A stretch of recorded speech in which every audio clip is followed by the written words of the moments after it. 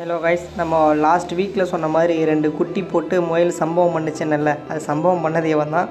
சம்பவம் பண்ணாலும் சரித்திரத்தில் இடம் பிடிப்பன்ற மாதிரி நெக்ஸ்ட்டு பேட்ச் குட்டி வைக்கிறதுக்கு ரெடி ஆகிட்டான். ஸோ ரொம்ப லக்கி பர்சன் அவன். அடுத்து நம்ம கருவாச்சு, இது நம்ம ஆளுக்கிட்ட வந்து ரொம்ப க்ளோஸாக இருக்கும். எனக்கு பிடிச்ச முயல் அதுதான்.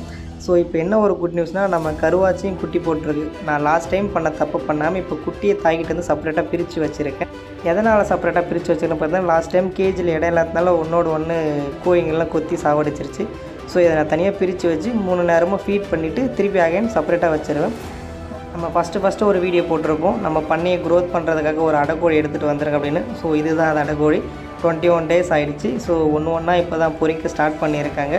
நான் எத்தனை முட்டை அடை வச்சுருக்கேன், எவ்வளோ குஞ்சு பொரிச்சிருக்கு அப்படின்றது நெக்ஸ்ட்டு வர வீடியோஸில் ஒன்று அப்டேட் பண்ணுறேன்.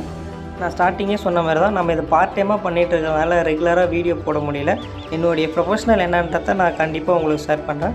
இது நம்ம ஃபஸ்ட்டு பேட்ச் பொரிச்சது எல்லாமே எவ்வளோ ரொம்ப ஆக்டிவாக மேய்ஞ்சிட்டு இருக்குது பாருங்கள். இது நம்மளுடைய தாய் கோழிகள். ஓகே, அவ்வளோதான்.